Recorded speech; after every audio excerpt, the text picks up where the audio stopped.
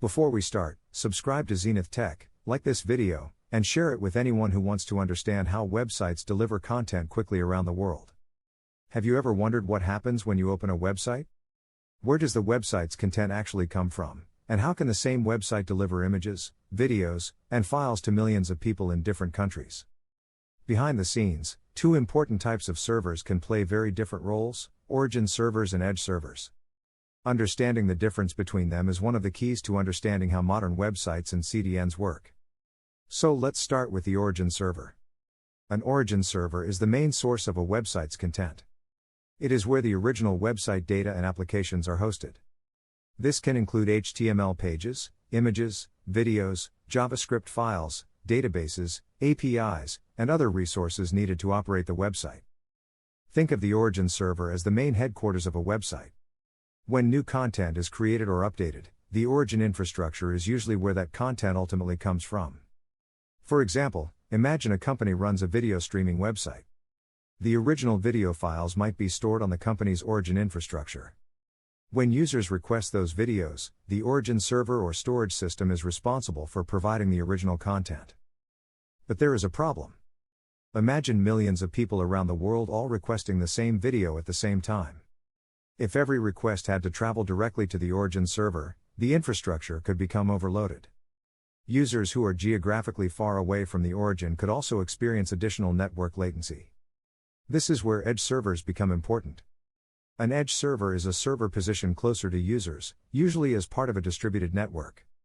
Instead of every user communicating directly with the origin, an edge server can store cached copies of frequently requested content. This means the content can be delivered from a location closer to the person requesting it. Let's use a simple example. Imagine the origin server for a website is located in the United States.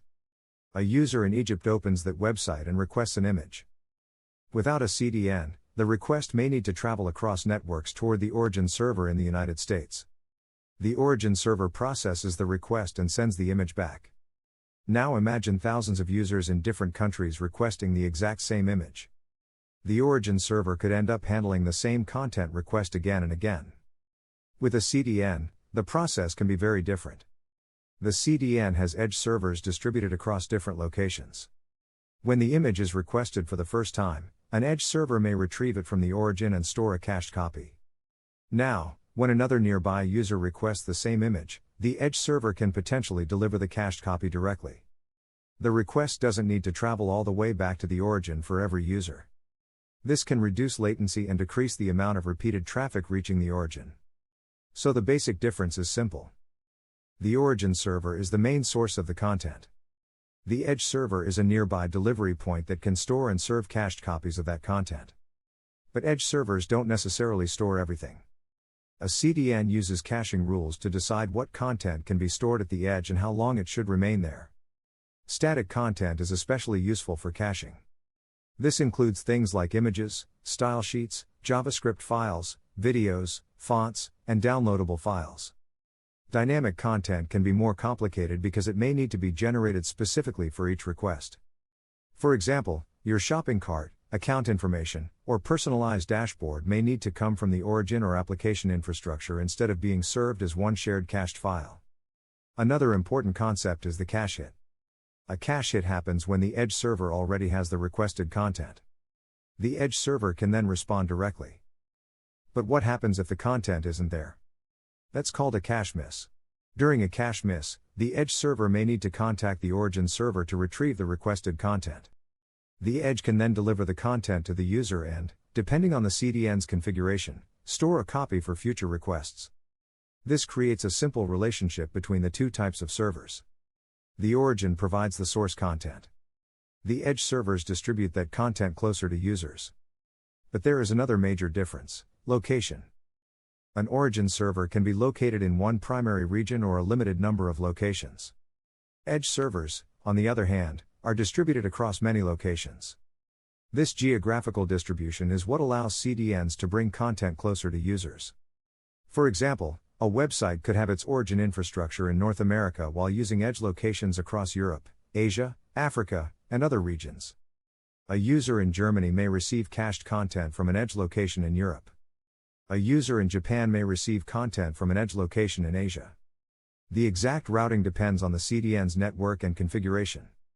This doesn't mean the edge server becomes the new origin. The origin remains the source of truth for the website's content. The edge is primarily there to deliver cached content efficiently. There is also a difference in workload. The origin server may handle application logic, database operations, dynamic requests, and content that cannot be served from cache. Edge servers can handle large numbers of requests for cached resources. This means the edge can absorb a significant amount of repetitive traffic before it reaches the origin. This is especially useful when a website suddenly becomes extremely popular. Imagine a news website publishes a major story and millions of people try to open the same page.